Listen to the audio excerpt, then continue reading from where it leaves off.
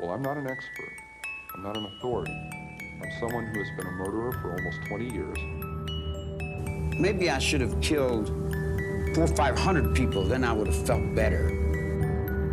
People say Ted Bundy didn't show any emotion. There must be something in there. I showed emotion. You know what people said? See, you really can get violent and angry. Welcome to the Squonk The Hag, a podcast about murder, mystery, the supernatural, and even a conspiracy or two. Dun, dun, dun.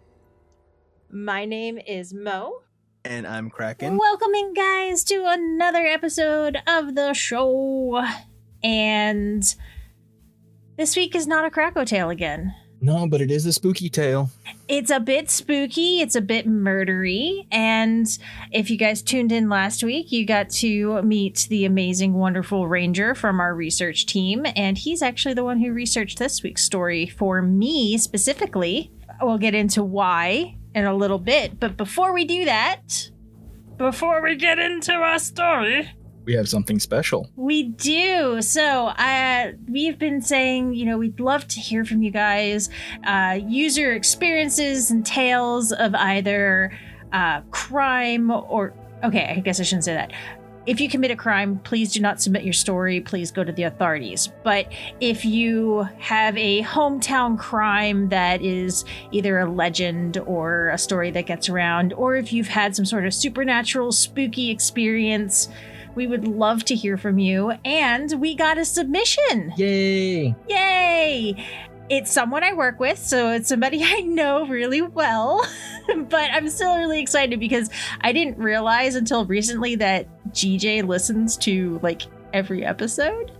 I thought he was just going to be nice and be like, "Oh yeah, your podcast is great." Yeah.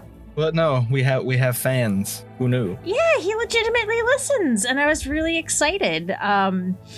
So he is sort of local to where I live. It's not like he's my neighbor or anything, but he's in the area. So it's a story from this area, which also ties into our main story for the week. And I'm going to read this verbatim, straight from GJ. Jeej, this is for you. This took place in Yardley, Pennsylvania. It's a small rural town in Bucks County. Farmers are prevalent, and I was driving home around 1 or 2 in the morning from a buddy's house. After passing a cornfield, there was this white figure crossing the street. All white, long hair, sort of glowing unnaturally. As I approached, I slowed down to get a glimpse of what they looked like through the passenger side window. When I got close, it turned to face me, and I swear on my soul, where the face should have been was entirely blank. Like no eyes, no mouth, no features at all.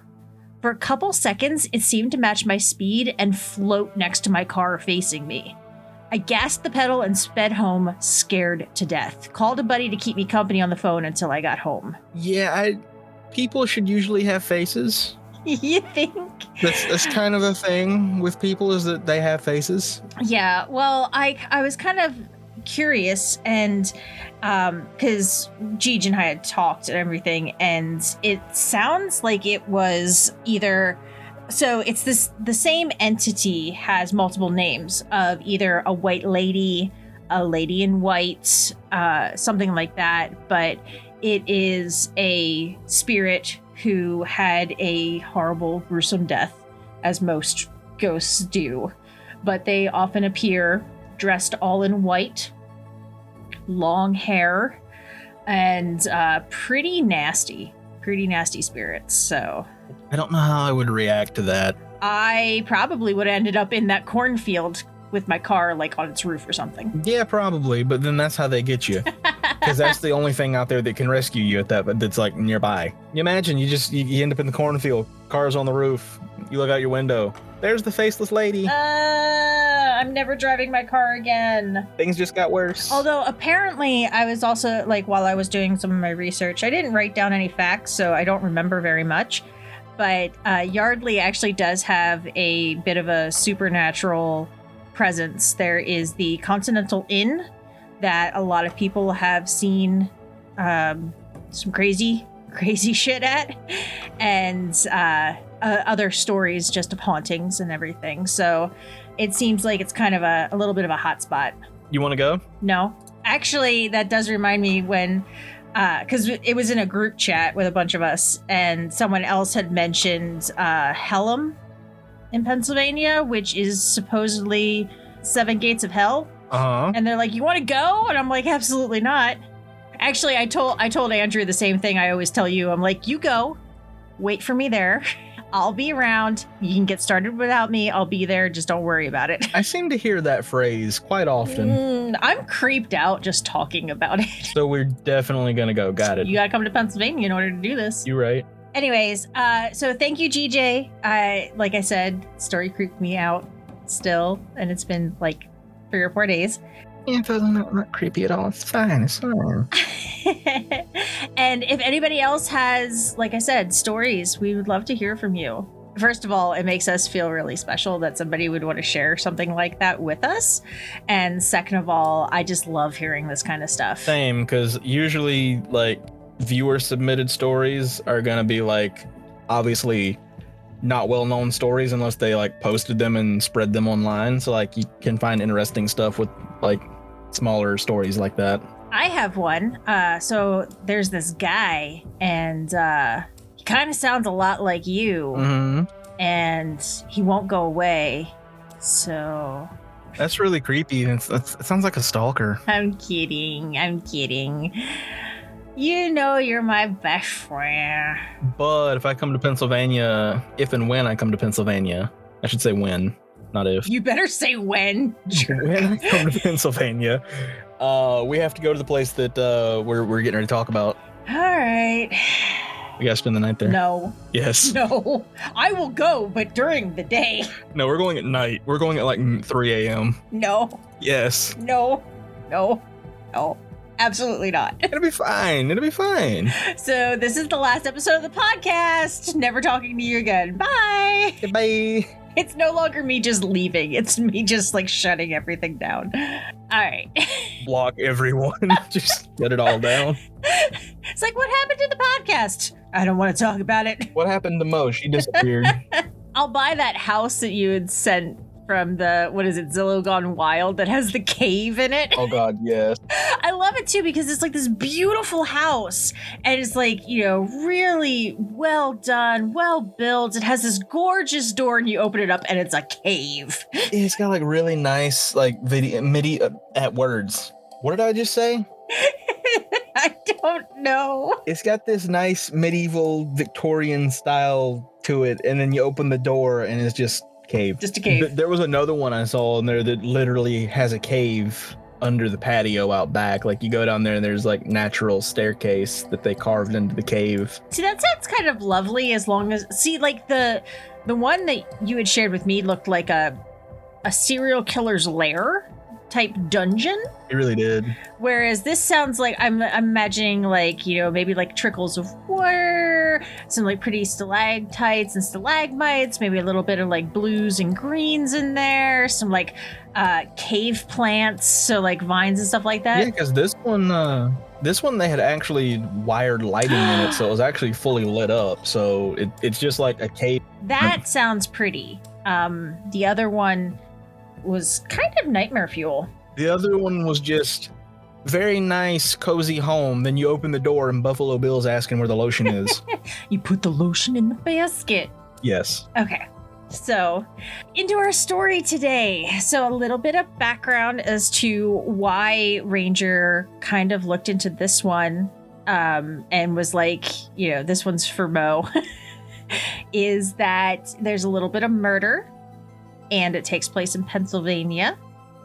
And it's also a little bit of creep, a little bit of spook, a little bit of, oh dear. So it's going to be an interesting one. And it is the Hex Hollow Murders. Have you ever heard of this, Krakow? It sounds familiar. That's why I had to Google it and look it up so I could see the place. I was like, I probably have heard of this at some point. I just don't remember exactly what happened. Nothing. Everybody's fine. Everybody's happy. They're smiling. There's a puppy dog. It's great. Can we just end it there? Yeah. Because I think another reason, like, I may have heard of this story before, but the one that I was thinking of was we may have to touch on at some point, but it's the Fox Hollow Farm murders. Ooh, I don't know that one. So yes, we do need to touch on that one. I might write up something on that one, and I might bring that one to the table at some point. But it has a similar name, so I was like, is this the same one? It is not.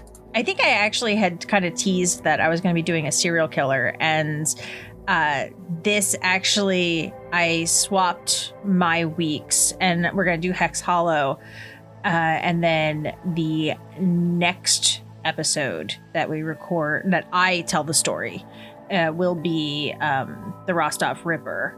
So next week is going to be another Krakow tale, and then after that we are going to jump into the serial killer. Basically, it's a big one, and there's a ton of stuff out there and research. Like every time I think I'm done, I find more, and I find more, and I find more. That's going to be us with whenever we finally try to get into MK Ultra stuff. Is just like, wait, there's more. You're not done. There's more. I have 2 operations kind of earmarked to look into for that one. But yeah, that one's going to be... I have so many. Yeah, well, they have officially acknowledged, and like the information is like heavily redacted, but they have acknowledged, I think, 130 operations as part of MK Ultra. So there's a lot of content there. You want to know something else that used to be a joke, but now it's kind of real because I saw the video earlier today. You remember the meme like birds aren't real, they're drones? Yeah. There's a video. Some people took, I don't remember if it was a government facility or what, so I'm not gonna say and be wrong, but some group took taxidermied pigeon parts and turned it into a drone, and when it's flying, you can't tell the difference in a regular bird and this drone. I don't like this. So now the birds really aren't real. In happy science news... Is that a pigeon outside your window?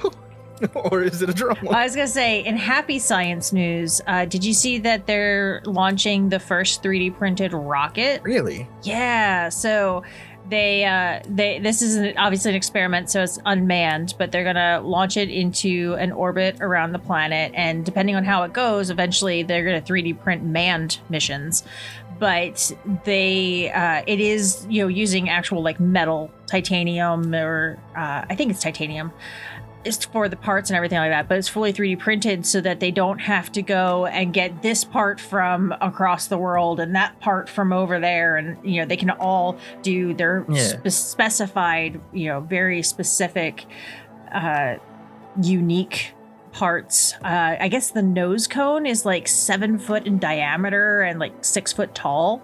And it was 3D printed. Yes, those are numbers. It's supposed to give you... That's a massive 3D printer. Yeah, it is. I don't know if it's as big as the ones that 3D print buildings, but it is a big metallic thing. I mean, it's probably close to that size, at least. I mean, they printed the whole rocket. Like, it was everything in the rocket. The nose cone, the panels, the insides, like everything 3D printed. I mean, I guess it doesn't have to be too tall, if they're not printing it, like vertically. If they print it horizontally, then you just have a really long 3D printer. This 3D printer is 50 feet long. Yes. Yeah, I didn't actually look into the printer itself. I just looked at the items that they were showing of the pieces and all that stuff. Fair enough.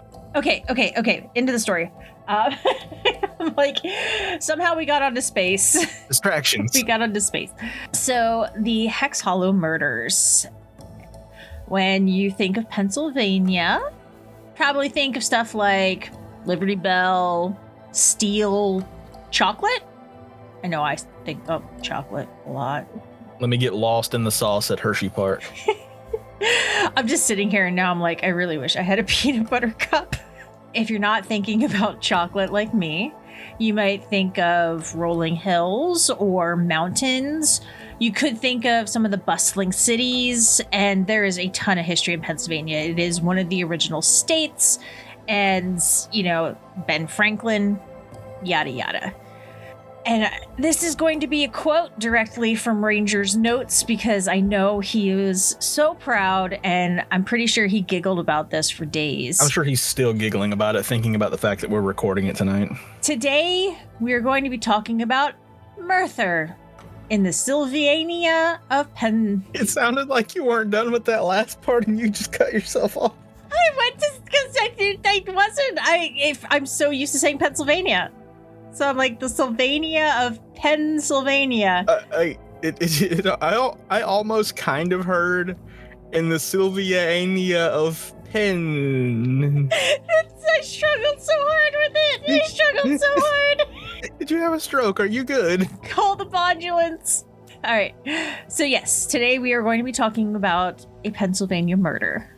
It's not Ranger's wheelhouse.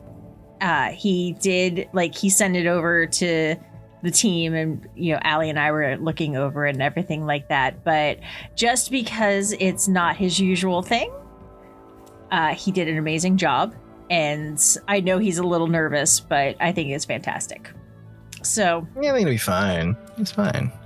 Even though he usually does the spooky stuff. He does, and he does it well. And then Allie usually does the murder stuff, but then she did Roanoke, and that was amazing. Yes. Good combo of history and spooky. And this is why we're such a good team. Yes. Because it makes us seem like we know what we're doing when really we have no clue. Yeah, no clue whatsoever. None at all. This tale, I know the beginning's a little lighthearted, it's as usual, and I know Krako and I tend to be a little silly because that's how we deal with heavy things, but this one deserves respect. It is a very complex tale. So on November 27th, 1928, 3 individuals, 33-year-old John Blymeyer, 18-year-old Wilbert Hess, and 14-year-old John Curry came to the cabin of a man named Nelson Rehmeyer under the assumption that Nelson had cursed them all. And after a brief but very violent altercation, they murdered him in his home. That escalated quickly. It did. So we're going to dig into more depth and everything, but that is sadly how we got here. So in the 20s, the Keystone State, Pennsylvania, had a lot going on. The Great Depression hadn't quite started yet, and things were just moving right along economically. There are large cities like Philadelphia and Pittsburgh, but there's also a ton of rural communities back then and even today. One area like that is York County. It's still actually quite a bit. So York County does have a city named York, and it's not too far from Lancaster, but in between, it's a lot of farmland. It's a lot of, there's a huge Amish community in the area. So it's like city, farms, city. And that kind of... Very flat. Not necessarily flat. Pennsylvania does have quite a bit of change in elevation, whether it be hilly or mountainous, but pretty much most of the state, it's like city, farms, city, farms, city, farms. Fair enough. When I think of farmlands, it's just like everything's flat. There's nothing around. It's just fields. I mean, there are a lot of fields, but most of them aren't completely flat. They're like slightly sloped. No, fair enough. Just because of the hills, or they're like in valleys and stuff like that. And then you have like the farmhouses around and whatever. But in these rural communities, there was a place called Rehmeyer's Hollow. The first Rehmeyers came from a small town, Uchte, Germany. And Heinrich and Wilhelmina Rehmeyer were the first to move to the U.S. in 1841. 3 years later, Henry had his brothers Christoph and Karl come over as well. So now the family is starting to settle in Pennsylvania. They all pitched in and got 96 acres of land in North Hopewell Township. And this area is what became known as Rehmeyer's Hollow. Later... That's a lot of land. That is a lot of land. The 96 is definitely more than 5. You're not wrong. And at least 4. Also correct. I'm just processing that one. As one does. In 1868, Henry and his wife Rachel had a son, Nelson, on October 1st. He had a potato farm in an isolated part of the Hollow, and while people thought he was a bit strange because he was very reclusive, like some people called him a hermit, he was actually a very amiable person. He was super nice, super sweet, super polite. He just liked his space and keeping to himself. So in today's terms, understanding psychology and people much better than they did back then, he was an introvert. He just liked to stay at home and be chill. Gee, that doesn't sound like anyone that I know. Yeah, no idea who that could be. No idea. I don't know who would like being a gargoyle and just staying at home. Me. So his home, which still stands today, was very sparsely furnished. He had a stove, a sink, a desk, and a couch downstairs with a small bedroom upstairs. He married his wife Alice in 1896, and they had 2 daughters, Beatrice and Edna. Nelson was known as a very kind man. He was always willing to help, and whether it was physical or spiritual, he was a practitioner of a practice known as powwow. And this is not the Native American powwow.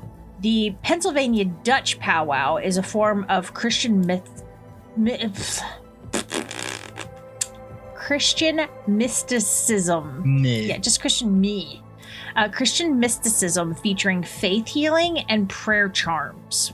Nelson was a large man and very strong because he was a farmer. You are out in the fields, and back then everything was done by hand, so you are shoveling and hoeing and pulling stuff, harvesting things. So he was a very, they said about 6 feet tall, very, very strong man, but a gentle giant. Basically built different. Not built different, just built.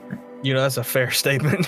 But he was a very gentle man. So even though he had the ability to wreck shop on you, he never would. Though he very easily could. Yes, he very, very easily could. You would not want to meet him in a dark alley. Oh, no. One interesting fact about him is that he was a socialist, and he had socialist literature in his house. But his political views made him even more of an outcast. So the local community, especially back then, small town, late 1800s, early 1900s, and he had socialist literature. Didn't go over too well. Yeah. He was a very well-known powwow doctor. He would have people coming to the house all hours of the day and night, and some sources said he even had people lining up out the door for his services. It did, unfortunately, put a strain on his marriage, and Alice separated, moving a mile away into a house that she inherited from her family. And that is where she and their daughters stayed. We're going to dive a little bit more into powwowing. It is known as German folk healing, and a lot of the practices can be called something called active prayer. In German, it is called Braucherei, and it focused on using prayer as a means to heal, both physically and spiritually, as well as protection and detection of curses. It's explained that you are becoming a conduit for God's power to flow through you and into whatever it is you're trying to accomplish. And being the nerd that I am, this makes me think of a lot of RPGs like World of Warcraft, where you're using divine energy and then channeling it into healing spells or something of the like. I mean, it sounds like it's basically the same thing. But in real life. Yes. And I don't know if he would actually glow, because I'm thinking about playing WoW, and you would always have these yellow and white beams of light coming out of you. I don't know if that actually was part No of it, idea, but that also kind of sounds like a different version of what you hear witch doctors. Mm-hmm. Mm-hmm. It kind of sounds like the same thing, just a different form of it. Yeah, Which is interesting since I've never heard of this before. Yeah. I never, when I hear powwow, I think of Native American, not Pennsylvania Dutch. Yeah. So you could go to a powwow doctor to get warts cured, get a prayer charm to protect your crops, and you could even go as far as reducing fevers and treating serious illness. So it is very similar to the concept of a witch doctor or a lot of like hoodoo and voodoo type practices, around the world. It seems like every culture has some version of this. They did have a book called The Long Lost Friend, which had a lot of cures and how to do these charms. So you could maybe consider that like their spell book. It was published by a German immigrant named John George Hohmann, Hohman. So yeah, you can look up The Long Lost Friend. I'm going to look that up because I seem to recall that there being another story on that one. I'll see if I can find that. Mm-hmm. Probably because this was a well-spread practice, so it probably has come up many times. Now, there was nothing in the book about hexing or cursing people. Everything was positive, and it was very widely available to anyone who wanted a copy. It wasn't, just like this strange, weird book somebody found in a gutter, and it's like, yeah, you read it and raise the mummy or something like that. Because part of what I read that I can remember is it was talking about someone and they had like a local quote witch in their town that people would go to get these prayer charms and stuff, that similar things that we talked about here. And it was like a lot of people didn't really believe it. They were like, it's just a book that she's got, and that's all it is, and it's nothing really. But this person that told the story was like, I went to help her out because she had a little farm and everything. There was a cow she was getting milk from and stuff like that. And it was like, as she was milking the cow, she walks away from it and the cow is still being milked, but she's not standing there. It's sort of just happening. From my knowledge, that's not in this book, but that's crazy.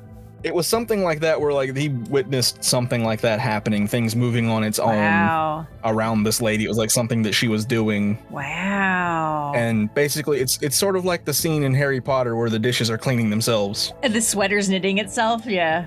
Pretty much, yeah. I need that so that I can just have do all of my craft projects at the same time. You just walk into Mo's house and it's just a knitting factory.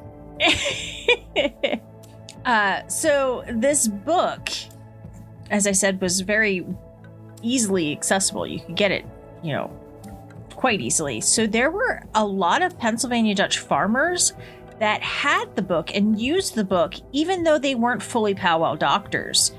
There are a opposite, because everything has an opposite in the world, and every action has an equal but opposite reaction, because I remember going to school. But the opposite of a powwow doctor is a hexerai, which is a witch or a hexer.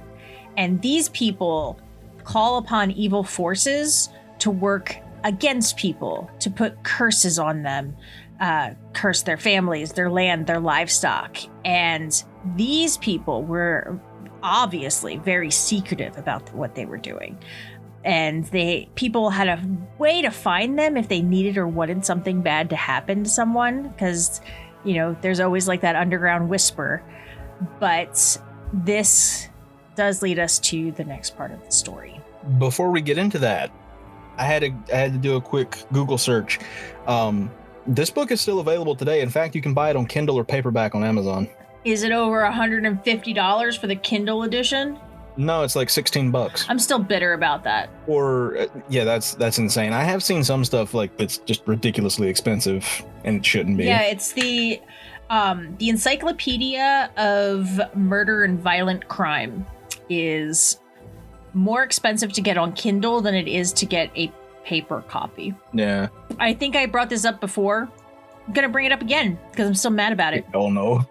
Well, seriously though, how can you justify charging $150 for a digital copy of something?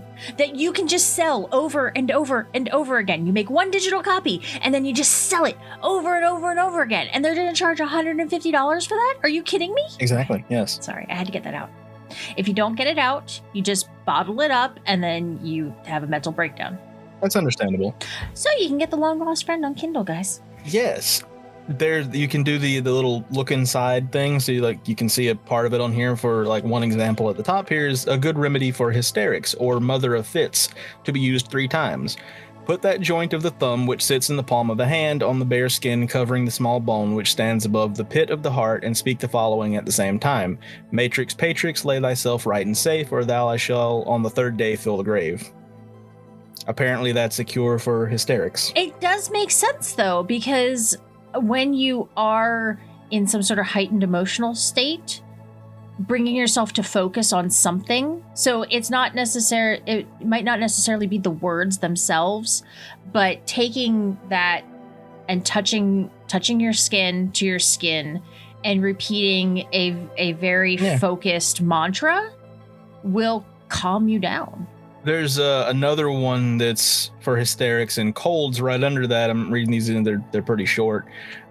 This one's kind of funny to me. Oh no. This must be strictly attended to every evening. That is, whenever you pull off your shoes and stockings, run your finger in between the toes and smell it. This will certainly affect a cure. You know what? I'm good. I'd rather have a cold. I mean, you gotta try it at some point just to see. I'm good.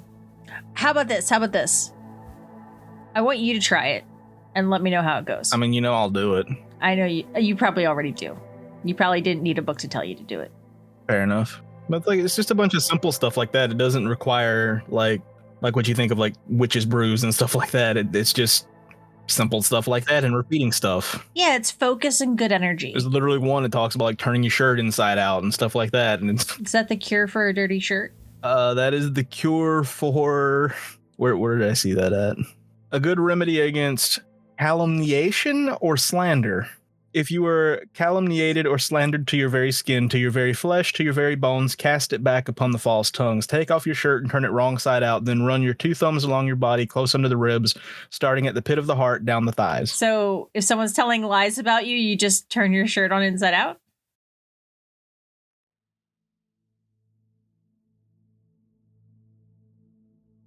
Now we're going to talk about the perpetrators of the murder. The ringleader is John Blymeyer. He was born to Emmanuel and Margaret in 1895 in York, Pennsylvania. John was born with, quote unquote, a cloud over his head. His IQ had been tested at one point and he scored at low normal. So he was a step above what at the time they would call an imbecile or an idiot. He was functional and everything like that, but he had a very low IQ. He was also plagued with bad health and very bad luck for most of his life. He grew up sickly, and then his wife had left him. 2 of his 3 children had died, and he had a lot of difficulty staying employed. He wandered aimlessly around the streets of York and the surrounding countryside. Like his father and grandfather before him, he practiced powwow. And at some point in his life, he became obsessed with the idea that he had a curse upon him. He was diagnosed with being neurotic and having quote-unquote witch delusions. Now, a reminder, this was the 1920s. So back then, a lot of things that weren't understood was witchcraft, and no one talked about mental health or mental illness unless you were institutionalized, and that was pretty much their answer. If you had mental health issues, you immediately were institutionalized, and John was. He had short stays at the state mental hospital in Harrisburg, Pennsylvania. Now, at one point, he just walked off the campus of the hospital and walked all the way back to York, which is 25 miles away. Man was really like, all right, I'm gonna head out. He that is exactly what he did. He just left. So in 1928, he decided to try to reinvent himself. He was working at a cigar factory, And this is where he met his two accomplices. During his time at the factory, he made a trip to Marietta in Lancaster County, which is across the Susquehanna River, and he met with a woman named Emma Knopp, also known as Nellie Knopp, the Witch of Marietta. Now, would you be mad if I abbreviated that river and just called it the Sus River? All right, I'm gonna head out. I'll take that as a yes. What if I come up there and I just tell all the locals, like, I want to go down to and see the Sus River? You'll see the river, all right, from the bottom. You're just gonna throw me in the river. Understandable. Blymeyer thought that he could get her to reveal whoever was cursing him. She told him to put a dollar bill in his hand, and then as the dollar bill was taken away, he saw the face of Nelson Rehmeyer. At first, he's like, no way. He didn't curse me. He's always been nice to me. But when he was 5 years old and suffering from something that the locals called apnema, which was probably a form of malnutrition, Rehmeyer had cured him. And then when Blymeyer turned 10, he returned to Rehmeyer as an employee digging potatoes for 25 cents a day. Supposedly, Nellie Knopp told Blymeyer that to undo the curse that was put upon him, he had to get a lock of Nelson's hair and Nelson's copy of The Long Lost Friend. He was to bury the lock of hair 8 feet underground and then burn the book, and this would break the curse.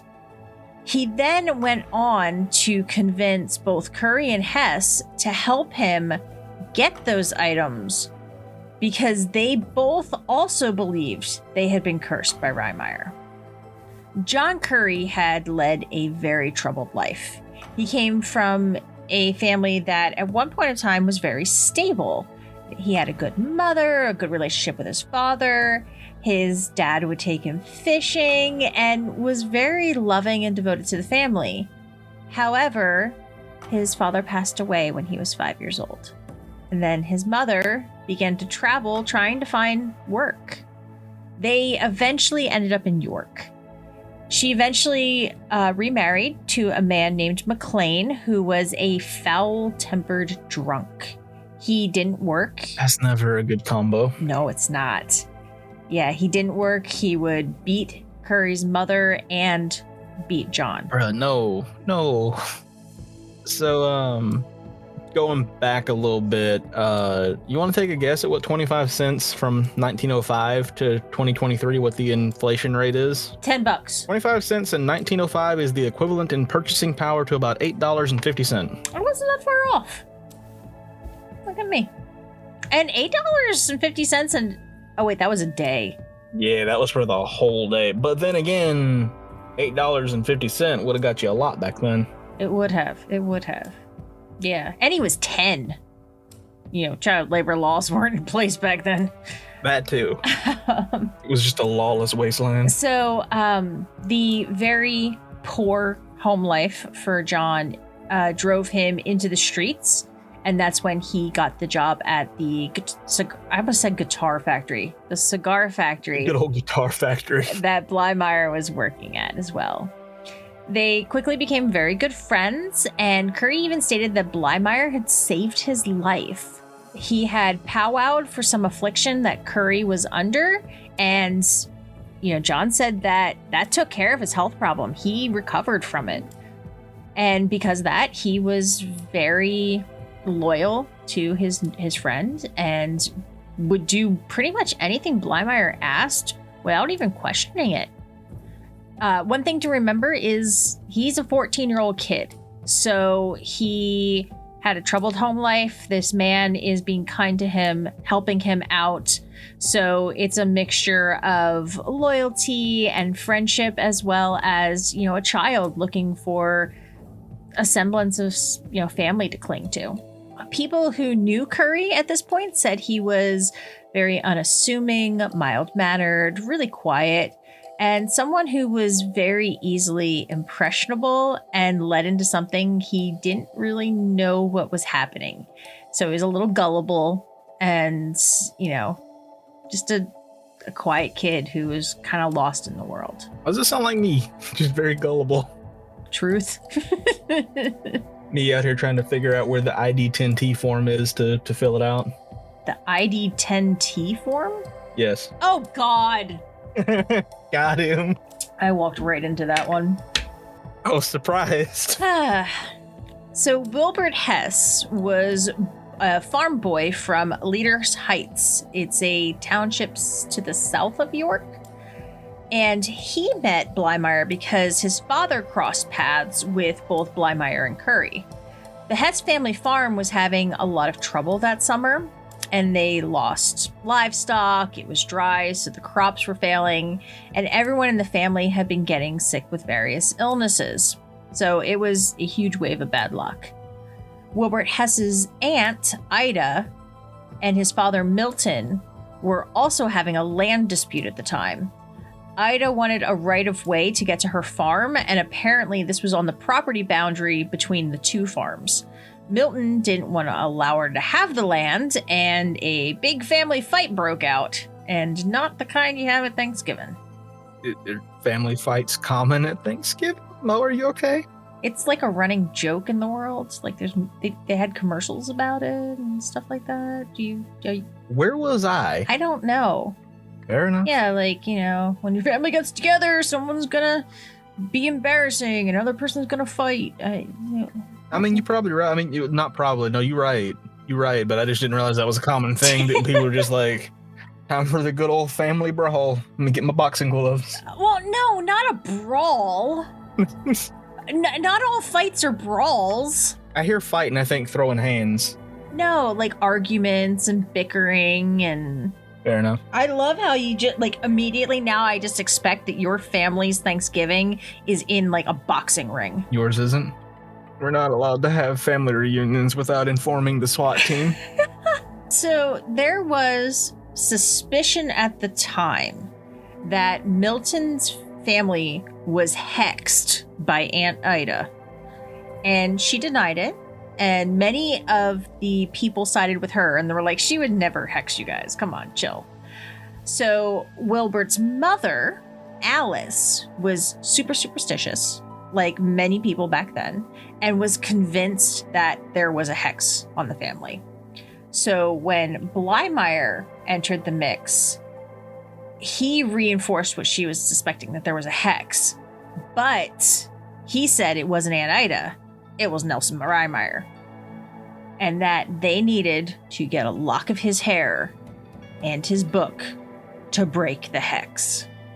So all of this talk and speculation that Nelson had cursed them reached its conclusion in the fall of 1928. Blymeyer, Curry, and the entire Hess family, well, not the entire, Milton's family, decided that they must act. Aunt Ida was not involved.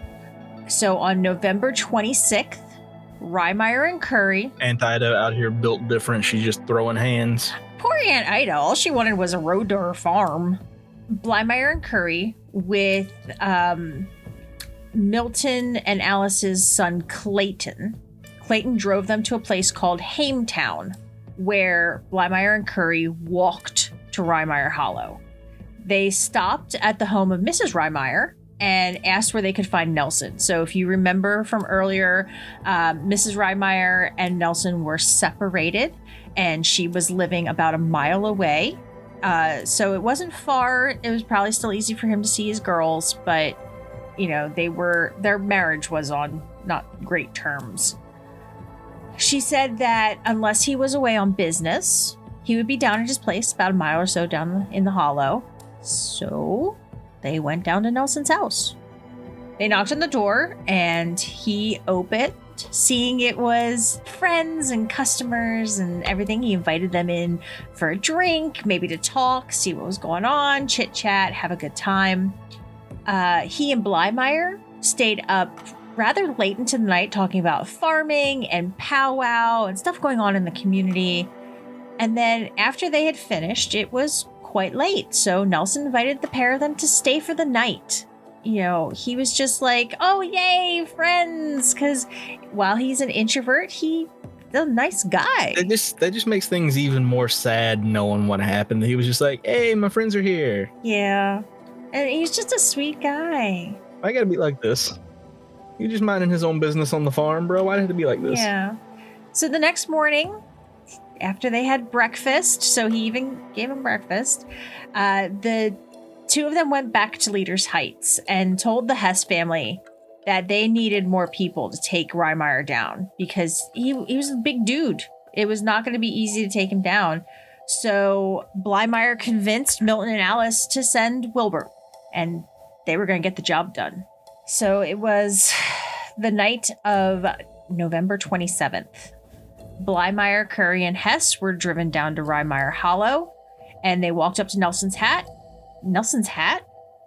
Yes, they walked up to his hat. They just walked up to his hat. Hello, anybody home? Knocking on his hat. And then Remy from Ratatouille just pops out. So they walked up to Nelson's house and knocked on the door to wake him up. Nelson came to the bedroom window on the second floor, opened it up, and, he swung open the shutters. He had a lantern and asked who was there. Blymeyer said it was them again and that they needed to come inside because they thought they had left something the previous night. Rehmeyer had no reason to doubt their reasoning. He just let them in. And after a little, a few moments, a little like, hey, whatever, they said that they wanted his book. Nelson wasn't sure what they meant. He's like, my book? I have lots of books. So he was like, what book are you talking about? And Blymeyer was like, don't play dumb. Give him the book. And it seems, as you said, things escalated quickly. At this point, there are different versions of what happens because there were, just different accounts from everybody who was there. But we're going to go with the most cohesive one because not everything makes sense. I feel like if they had just, said, I think someone's put a curse on us. Have you ever heard of this book? And, tried to just slowly talk about it, they might could have figured it out better, but no, they just went straight to violence. Yeah, sadly. They're in the kitchen. Rehmeyer goes to put some wood in the stove. Keep it warm, maybe heat up some tea. As he does this, Blymeyer shouts to grab him, and all three men jumped him. There was a very violent fight with Blymeyer hitting him over the hitting him over the back with a chair. Broke the chair. They got him to the ground, and Rehmeyer is still fighting and struggling. And you have to think he is bewildered. He has no idea what's going on. They're demanding a book. He doesn't know what book they're talking about. He just let some people stay over the night before. What is going on? Not only that, these were people he considered friends. Exactly. And now they're here attacking him, and he has no clue what's going on. Yeah, so at this point, Curry grabbed a piece of wood from near the stove and hits him on the back of the head. And at that point, Rehmeyer went limp. It was such a powerful blow that in the autopsy, they found it had broken through his skull and fragments of bone lacerated his brain. So after this, Blymeyer and Curry tied his hands and feet. They had purchased 25 feet of rope that they cut into 5-foot lengths to subdue him and tie him up. They also used a piece to tie it around his neck in an effort to strangle him. And after a while, they finally realized he was dead. So the laceration to the brain caused a massive hemorrhage. So that's not really something that you're gonna come back from. Yeah, no. At the realization, he was gone. It's reported that Blymeyer said, if he's dead, the hex is done. We're good. The witch is dead. Now, there's some conjecture that he might not have been dead, but just unconscious. But that, again, is conjecture. The boys found where he kept his money, which was under the third step on the stairs to the second floor. No one really knows how they figured that out. Like, did they hear that from somebody? Did they just tear the house apart? I'm not sure.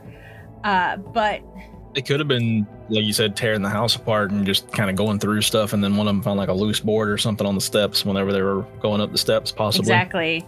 But at this point, Blymeyer had the idea that they needed to cover their tracks and burn the house down.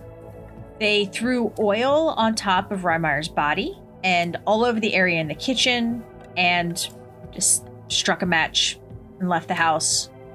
Through the windows, they could see flickering flames, and they thought they saw him moving around in the house, thinking maybe he was just unconscious and now he was trying to get out of the house.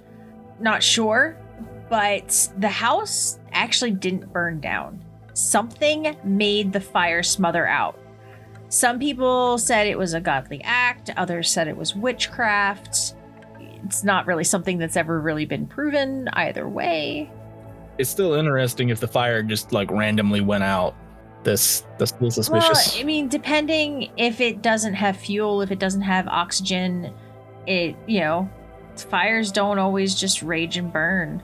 But fair enough. One would think that a wooden house would go up pretty easily, though. But yeah, a wooden house and a bunch of oil, unless it wasn't actually oil and they put something down there that wasn't inflammatory. like when you light hand sanitizer, it just lights and then goes out. Yeah, so like depending on what they covered the body in, maybe it just wasn't highly flammable. Yeah, it could be.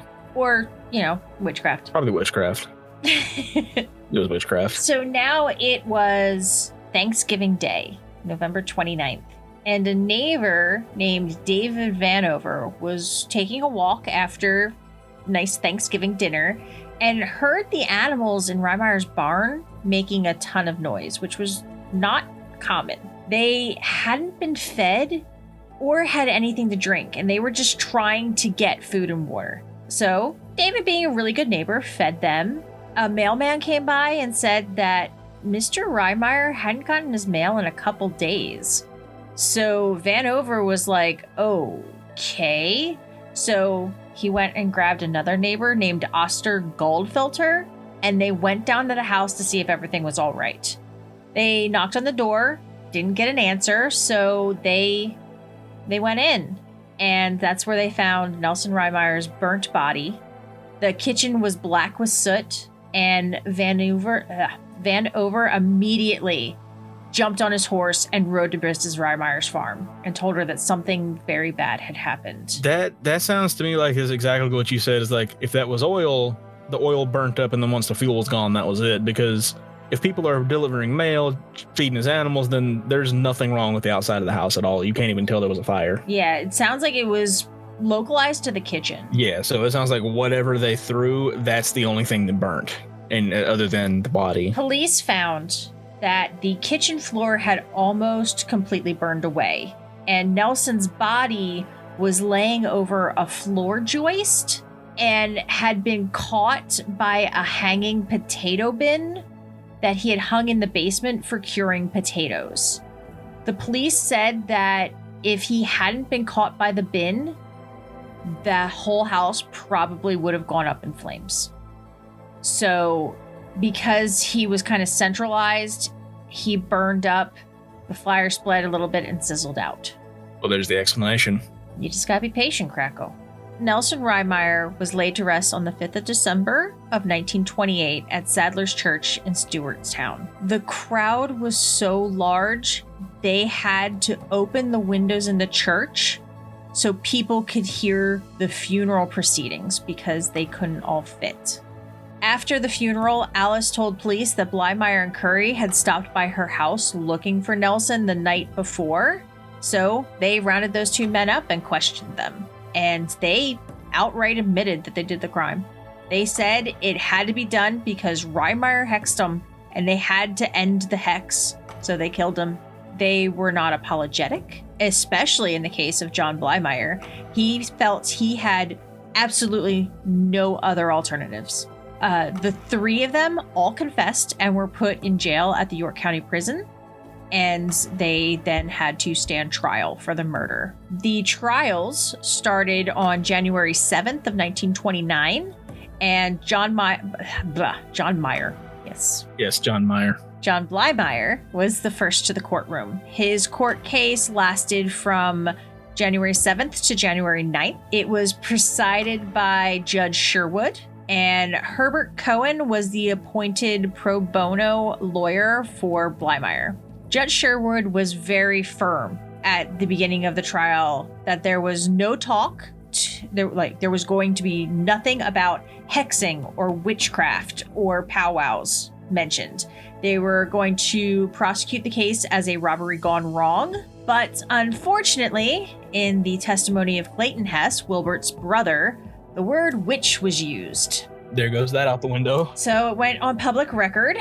Cohen seized the opportunity and went on about witchcraft and powwowing. So when Mr. Herman, the prosecutor, objected, Judge Sherwood said that he had opened the door and now it had to be allowed. Cohen, whose defense was insanity, could say that Blymeyer was insane because of his belief in witchcraft and powwow. He argued that Blymeyer's life was full of misery and shadow, and he was the body of a grown man, but the mind of a child who didn't quite understand what was wrong. So he argued to acquit Blymeyer on the grounds of insanity and send him to an institution where he could get relief for his imaginings. Interesting way to put it, but that's an interesting way to say lobotomy. Well, instead Blymeyer was convicted of first-degree murder and sentenced to life in prison, which I personally would agree with. I don't think he was insane. Yeah, that's just what he believed, so... Yeah, it'd be like, oh, you can't go to jail because you believe in Christianity. So because that was your belief system, you're insane and you have to go to an institution.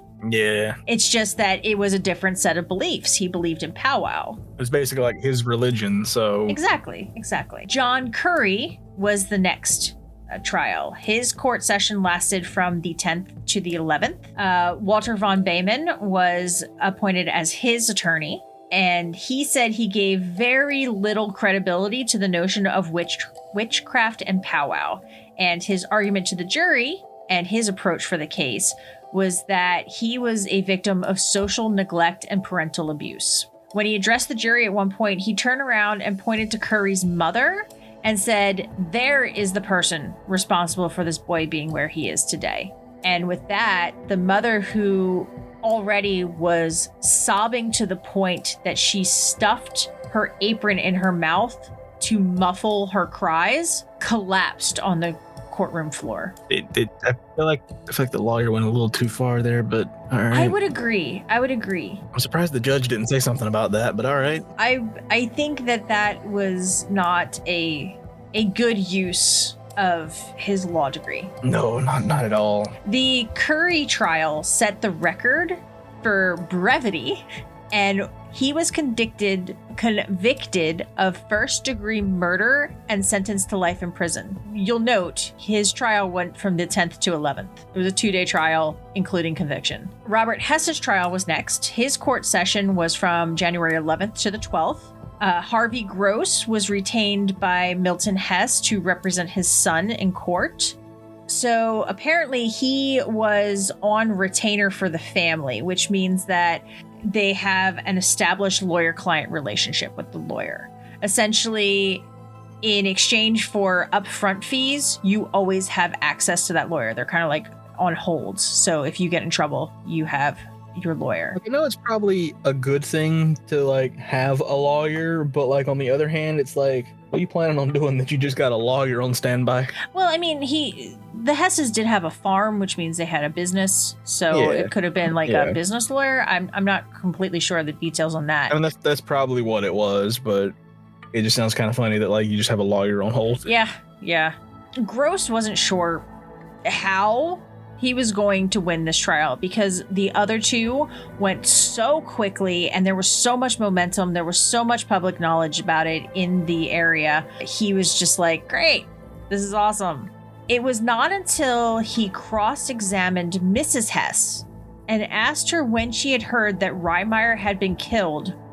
She said it was the next morning when her son Wilbert, after coming back from his brother's house, told her, "Mother, I didn't want to go down there last night, and I didn't want to do what they got me to do. But the man is dead. I hope you shall get better." And then Gross realized that he had a narrative. The Hess boy was the sacrificial lamb. He went down to the hollow to break the curse and save his family. At one point during the trial, he pointed to Mrs. Hess and said that poor woman no more wanted to send her boy down to the hollow that night than old Abraham wanted to lead his son up to that altar. Only in this case, God did not provide a substitute for the sacrifice. So this metaphor was incredibly powerful to the jury, and it worked. He was convicted of second-degree murder and sentenced to 10 years in prison instead of life. Curry was paroled after 10 years. Hess served his full 10-year sentence, and Blymeyer served 23 years before being paroled. They all went on to live somewhat quiet lives. However, their stories did not end after they left prison. I'm surprised that, like, given what they did and everything, they let them leave. Yeah. I mean, I guess it could be one of those things where you could argue that, like, they felt that they did what they had to do and now there's no motive for them to do it again. Yeah, the criminal justice system is a very complicated thing even today. And you have to think back then, this was the 1920s. So things were a lot different back then. It was a whole lot different. Yeah, even today, there are a lot of things that to the general public may seem stupid or outlandish or like, how could that possibly happen? But there's so much that kind of goes into the process and so many things that, you know, the rules you have to follow. And yeah, I guess it's kind of like the Gary Plauché story that we talked about, where it's like after what he did, they determined that like there was no other motive for him to do this again, so he's all right to let go. Exactly. So if you are a model prisoner, you have no possibility of reoffending, etc. They're going to be a lot more lenient on you than somebody who goes to prison and kills 3 people. Yeah. When released, Curry was 24 years old and went on to be he joined the military, and he was actually on General Eisenhower's staff and helped to draft the plans for the invasion of Normandy. He also went on to be a painter. He learned to paint while he was in jail, and some homes in York County still have artwork painted by him to this day. By all accounts, he was a good man, an honest man, and he went on to eventually own a turkey farm. He had Angus steers, a couple other enterprises.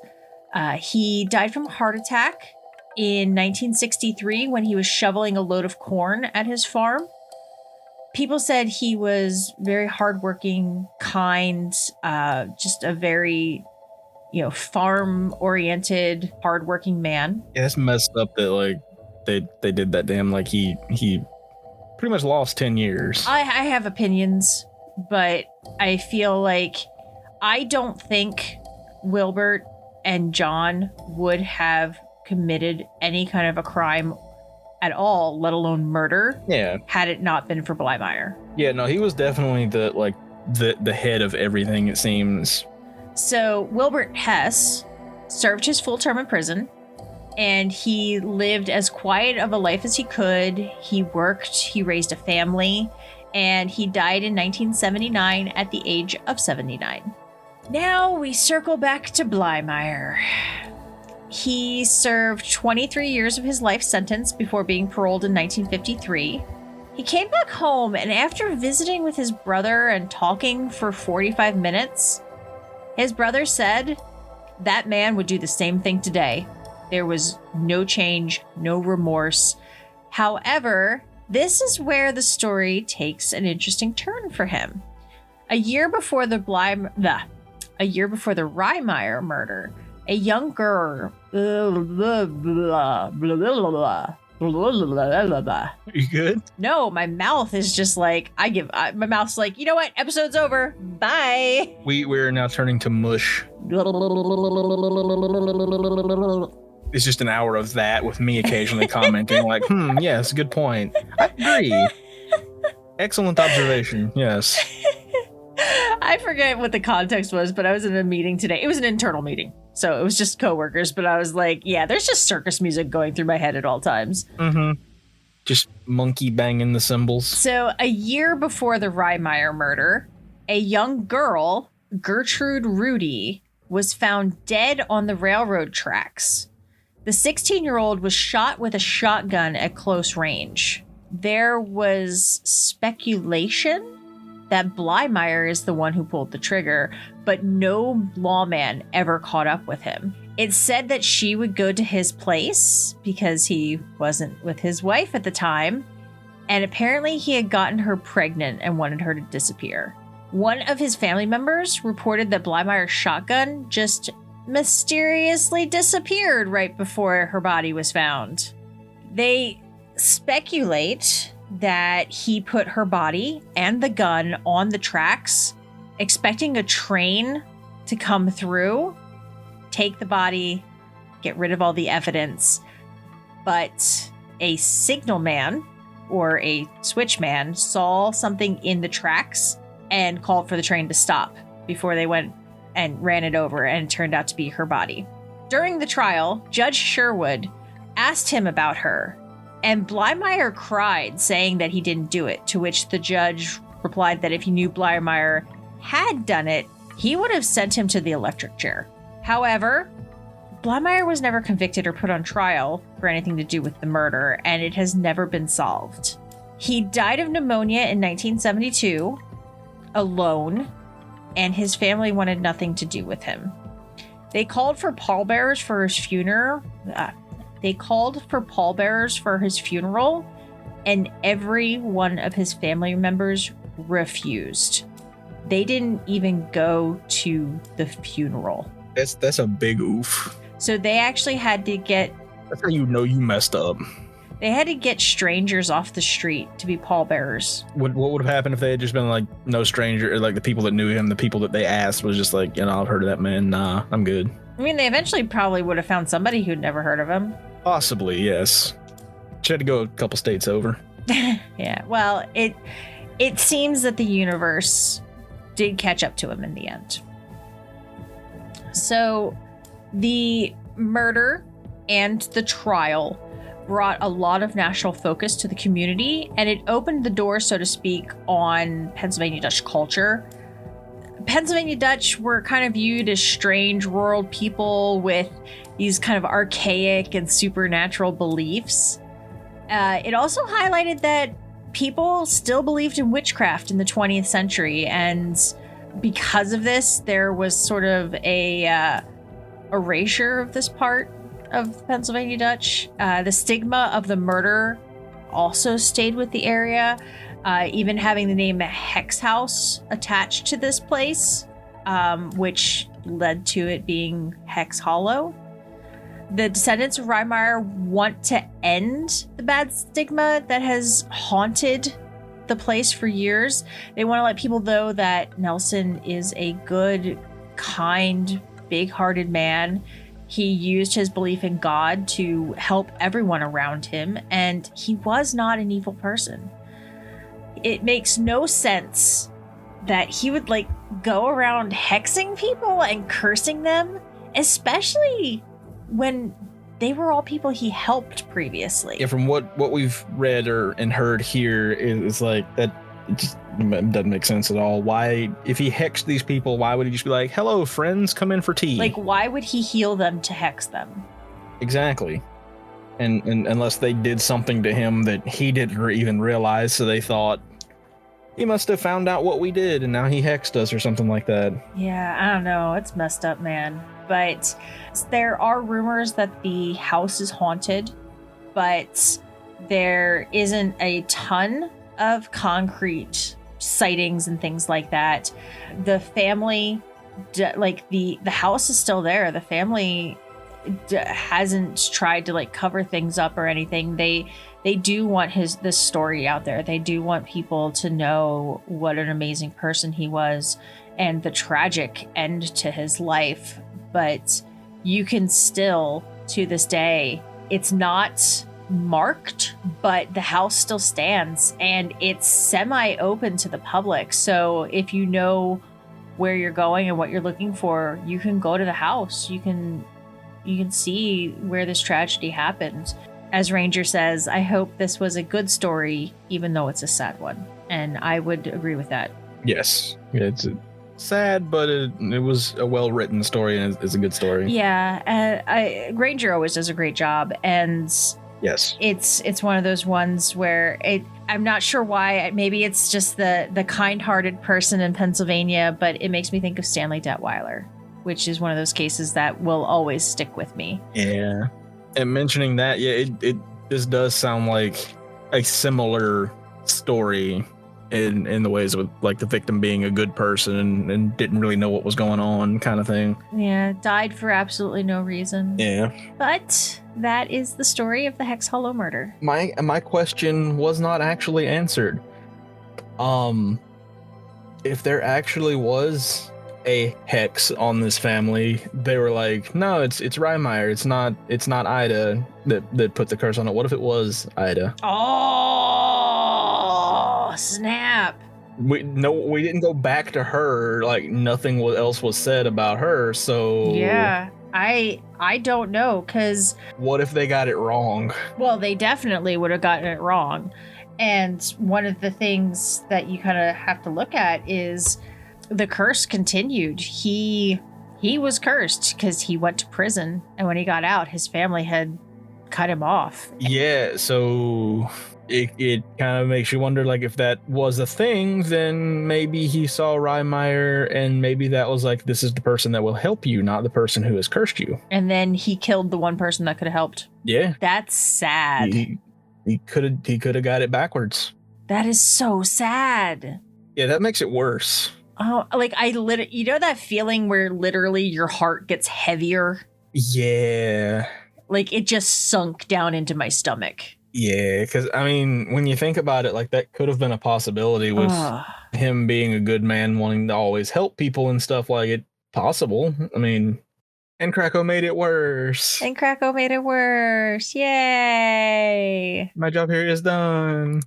As always, make sure to check out our website for all of the show notes, sources, and more information at thesquonkandthehag.com. And we would also love and appreciate your support by either leaving a review on iTunes or through small monthly donations using the viewer support link in the description. And if you don't subscribe, make sure to follow us on your favorite podcast network to get notified of new episodes every Thursday. All right, Krakow, you ready? Okay, bye.